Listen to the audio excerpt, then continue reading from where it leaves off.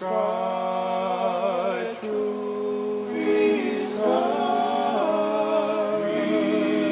Prescribed truth.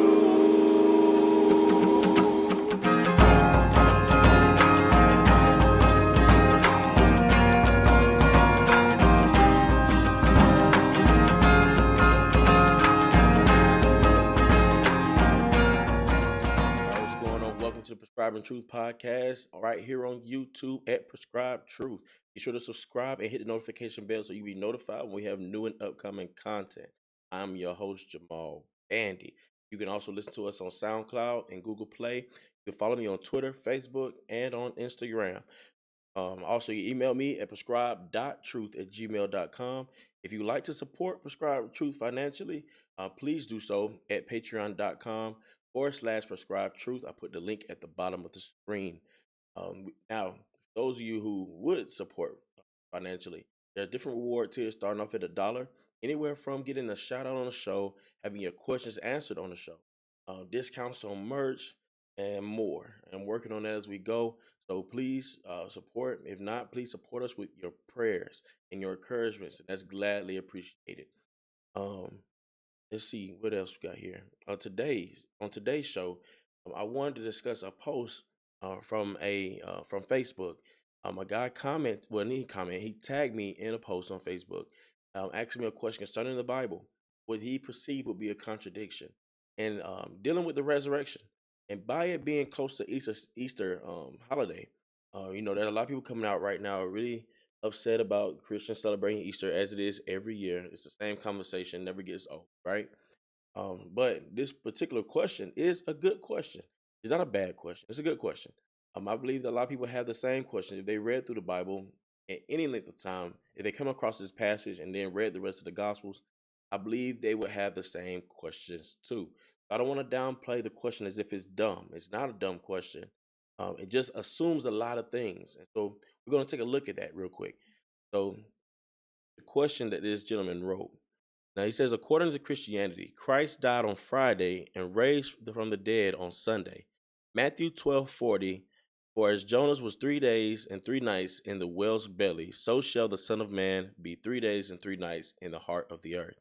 Now tell how you get 3 days and 3 nights from Friday to Sunday. All right. So this usually comes from the misconception of a lot of things. Misconception about how Jews seen the days of the week, how they viewed their days, how they measured time, their days, um, compared to how we do it today. And so that's where it's assuming a lot of things. Also, it's assuming that Jesus, when he referred to this to Jonah, that he's referring to it in a literal sense. That's assuming another thing. So there's two things here that are being assumed that we cannot just let ride. We have to deal with these things. Now, it's a good question, you know what I'm saying? But let's look at it. What is he assuming? All right. So let's read Matthew 12:40 again. All right. He posted it in the he posted it in the post. Posted it in the post. He posted the scripture in his initial post.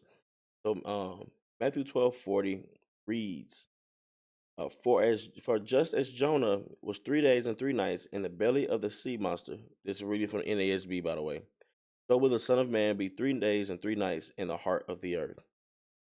Now, let's look at the context. Even though we still deal with this prophecy, but look at the context. The Pharisees are asking for Jesus for a sign about who he is. And so he's telling them no sign will be given but the sign of Jonah, being that he was in the belly of the whale for 3 days and 3 nights. Now, interesting enough, Jonah was not in the heart of the earth 3 days and 3 nights. You know what I'm saying? He was in the whale's belly, right? Jesus says that he'll be in the heart of the earth. Now let's think about this for a second. How was Jesus buried? How we know that he died, right? And we know he was buried. How was he buried? Was he buried underground or above ground? I'll let you think about that for a second. If you read through the Gospels, he was buried in a tomb, a borrowed tomb. They're called tombs because they are above ground. They still consider them the grave because that's where the dead were buried. All right. But he was buried in a tomb, hewn out of a rock, as we're going to read in the scriptures. And so this would signify he was buried above ground. So right there we have to take out the fact that Jesus was speaking in a literal sense. He was not speaking literally, but figuratively. So and though he still was dead, he still even though he still rose from the grave on the third day. And they would consider that to be the full day. Being the Jews, they didn't really think about, oh, it was half a day, it was partial day. They didn't look at things like that. It was on that day, it was 3 days. Okay, and so we have to think about that too. All right. Um. So let's deal with the first assumption. What is the first assumption? That Jews measured days how we do. Because he asked the question. Tell me how you get Friday to Sunday being 3 days and 3 nights. Because we go from midnight to midnight, from in the morning to morning. That's how we do our days. And so I don't see how that could be 24-hour days from Friday to Sunday being a full day. That would mean that he had to get up on Monday and not Sunday, or that he died on a Thursday and not Friday, or he was buried on a Thursday and not Friday. You know what I'm saying? So that's what I have to do. Let's first deal with that first assumption. So the way Jews measure time was from evening to evening. I would like to say more specifically from twilight to twilight. The twilight is basically that in between time when there's darkness and then light comes, or when there's light and then the darkness is coming. That in between the time. So at that point is where the Jews would consider that be the next day. And this goes all the way back to Genesis. You read Genesis 1 in the creation account. Matter of fact, I'm doing a read through Genesis series right now, reading through the scriptures. You read my first video on that. We're looking at Genesis 1. And it says evening and morning was the first day when God created light.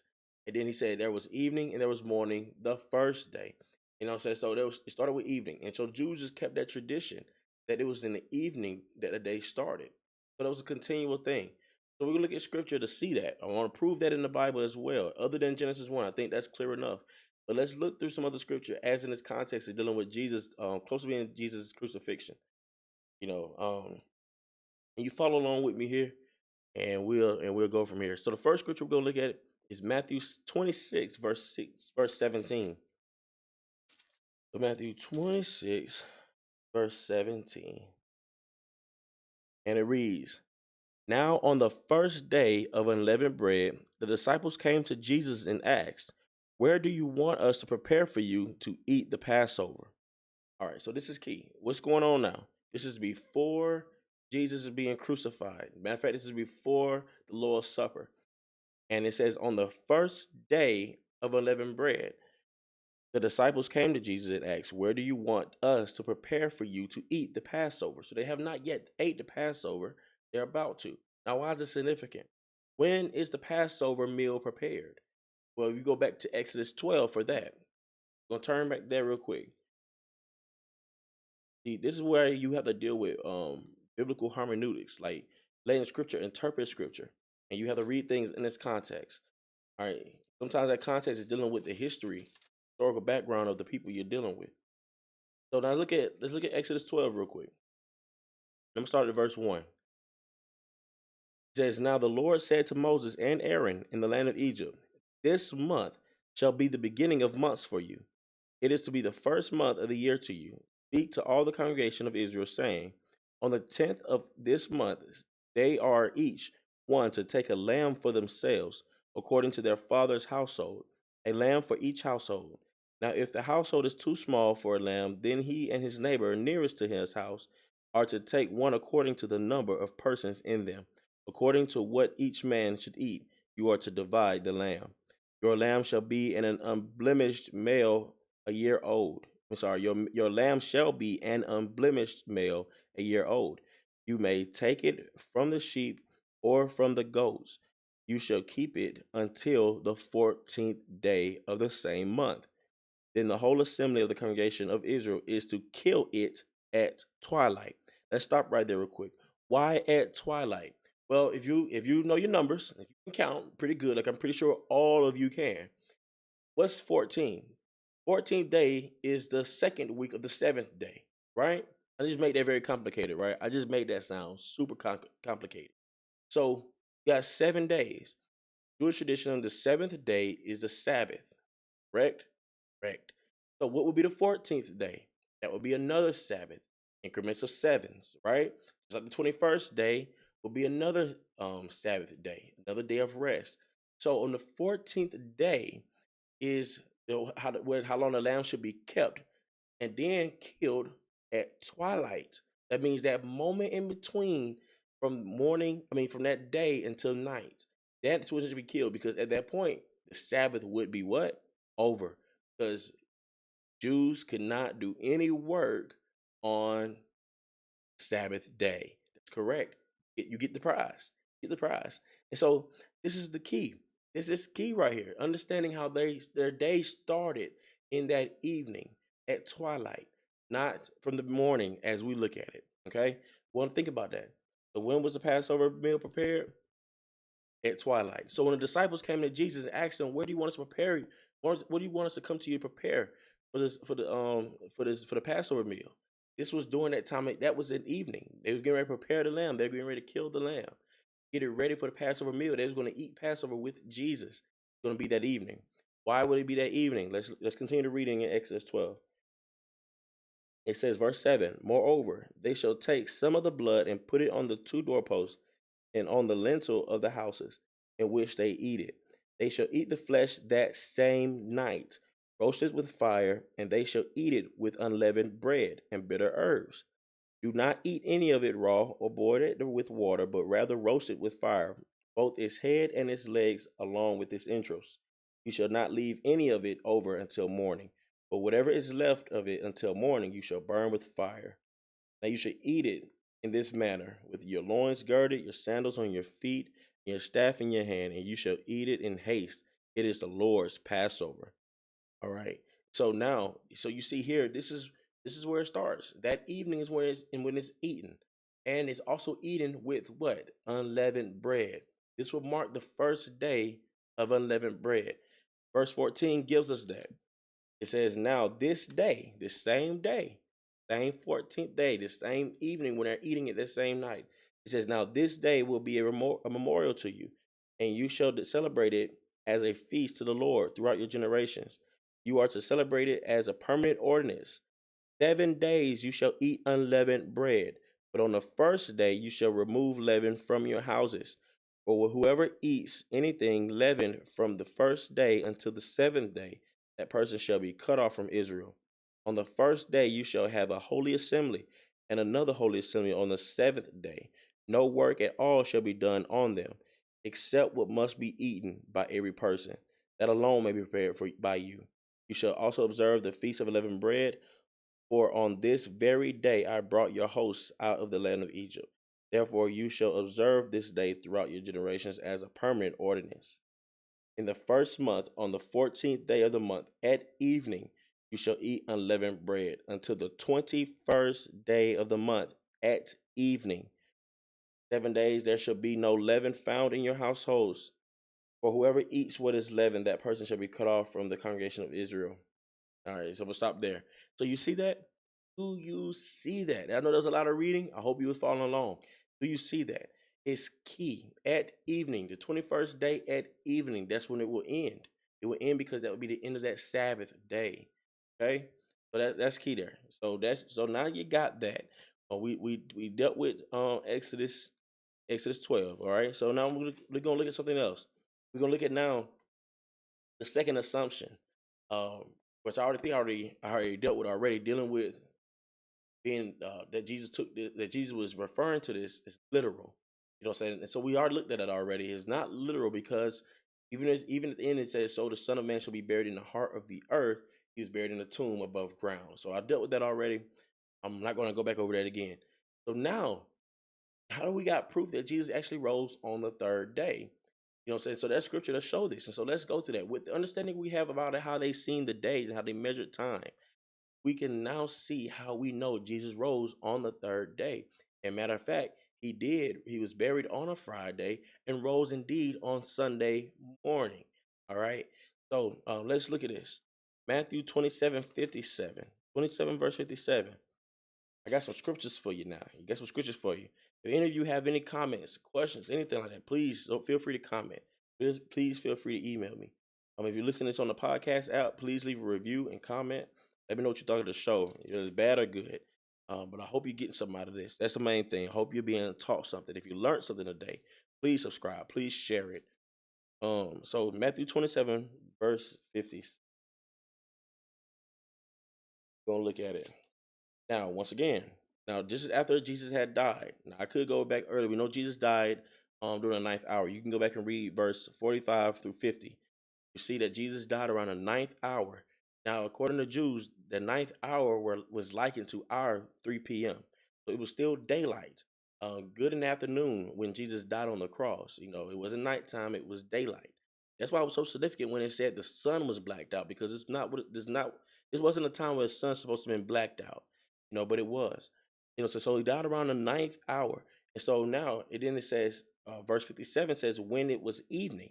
So now he died at 3 p.m. And so now evening time came. So it means twilight done passed and it's nighttime now. That means we're into a next day. So I'm gonna put this little thing right here. Jesus died what would be considered a Thursday for us. He died on a Thursday and was buried on a Friday.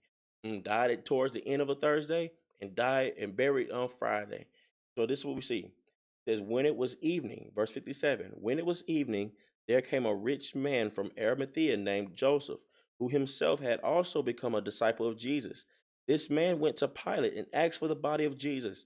Then Pilate ordered it to be given to him. And Joseph took the body and wrapped it in clean linen cloth and laid it in his own new tomb, which he had hewn out in the rock, hewn out in the rock. And he rolled a large stone against the entrance of the tomb and went away.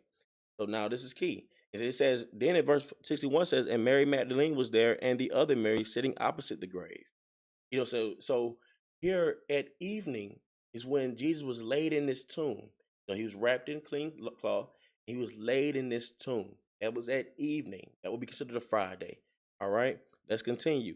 Verse 62 says, now on the next day, the day after the preparation. Let's stop for a second. What does this mean? The day after the preparation. Now, first it says the next day. So that means that Friday all the way past. It says the next day. He was late in that evening, but now you're in the next day. Then it says the day after the preparation. What is the preparation? The preparation is when the Jews will prepare for the Sabbath. Because they were not allowed to gather on the Sabbath, that sixth day was used as a preparation day to gather everything they need to last them 2 days. So they had to gather what they needed for that Friday or that sixth day, and also for that Sabbath day. And so therefore they can gather again on the first day of the week. Right? All right, so now it says the day after the preparation. And so now this will mean that this will be the Sabbath day. Though scripture it just says a day after the preparation. Common sense tells us that this is a Sabbath day. So on the Sabbath, here you have the chief priests going to Pilate. They're doing something that they're not even supposed to be doing on the Sabbath day. That's interesting. Pay attention. It says, now on the next day, the day after the preparation, the chief priests and the Pharisees gathered together with Pilate and said, sir, we remember that when he was still alive, that deceiver said, after 3 days I am to rise again. Therefore, give orders for the grave to be made secure until the third day. Otherwise, his disciples may come and steal him away and say to the other people, he has risen from the dead, and the last deception will be worse than the first. Pilate said to them, you have a guard. Go, make it as secure as you know how. And they went and made the grave secure. Along with guards, they set a seal on the stone. Now, here you got chief priests doing this work on a Sabbath day. Wait a minute. That's some hypocritical stuff there. But see, this is on the Sabbath, on the next day after the day after the preparation. So this is key. So this is on a Saturday. What is the seventh day of the week for us? Let me hear you say it. Saturday.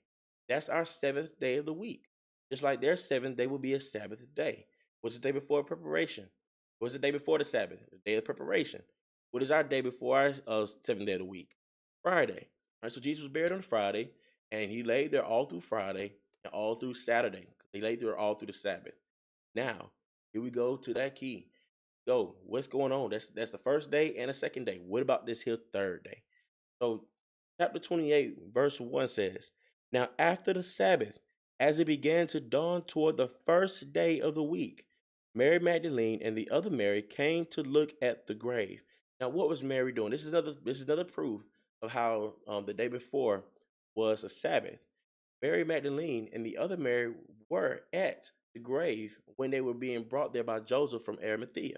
And so they were there. They were preparing Jesus' body with spices and herbs, but they could not prepare him in time before the Sabbath. So therefore they left. Now they're coming back.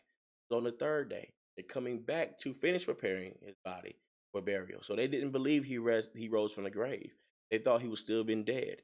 So they're coming there now. And it says it says now after the Sabbath. So it's interesting. I don't really want to get into the technicalities of this really, but it's interesting how this word Sabbath is plural. The underlying Greek word is plural. So it's saying now after the Sabbaths. So because how they view days, how they name days was different than how we name days. We say Monday, Tuesday, Wednesday, and so on and so forth. And they said basically first day Sabbath, second day Sabbath. That's how they did it. You know what I'm saying? And so after the Sabbaths, so this is after those 7 days have passed. It says, as it began to dawn toward the first day of the week. So you think about it, remember what we talked about, that the days transitioned at evening, right? Days transitioned at twilight, going towards the evening. And so that means if it's dawning toward the morning, that means we were already in another day. The Sabbath had to have passed for Mary and the other Mary to go and prepare spices, or they'd be going against the law of the Sabbath, right? Right. So as it dawned toward the morning, that means it was in the third day. And this will also mean that it was still nighttime. It wasn't daylight yet. Still nighttime, and it was just about morning. It was just coming up to morning, and here comes the two Marys going to get ready to prepare Jesus' body with spices and herbs. So this is key. So this is on the third day. But look what happens on this third day. So it says, verse 2, and behold, a severe earthquake had occurred, for an angel of the Lord descended from heaven and came and rolled away the stone and sat upon it. And his appearance was like lightning, and his clothing as white as snow. The guards shook for fear of him and became like dead men. They fainted. The angel said to the women, do not be afraid, for I know that you are looking for Jesus, who has been crucified. He is not here, for he has risen. Oh, yes, he did. Just as he said, come, see the place where he was lying. So now on the third day, and just like the preacher say, early Sunday morning, he got up from the grave. And that's what he did. Early Sunday morning, early on the first day of the week, he got up from the grave. Still early morning. So this is blessing. So that is how we know Jesus died on a Friday and got up on Sunday. That is how. And so this is how also to answer the question to the gentleman who posted the post, that is he wasn't quoting Jonah's, the prophecy of Jonah is literally. He was letting them know, hey, this is what's going to happen. And it did happen. For those who understood, it happened. All right. So that's that. Man. Final breakdown. So I did that. Now you can also read the parallel gospels, the parallel verses in the other gospels. Mark opens up some light. Luke shines some light, and that's pretty good. So please look into that as well. If you have any questions, remember you can comment. If you still find some issue with this, I don't see how you can, but if you do, not hesitate to hit me up. Do not hesitate. Leave a comment. You know what I'm saying? And we can discuss it further. I'm open to that. Now, remember, in a world full of errors, the only thing the doctor prescribes is truth.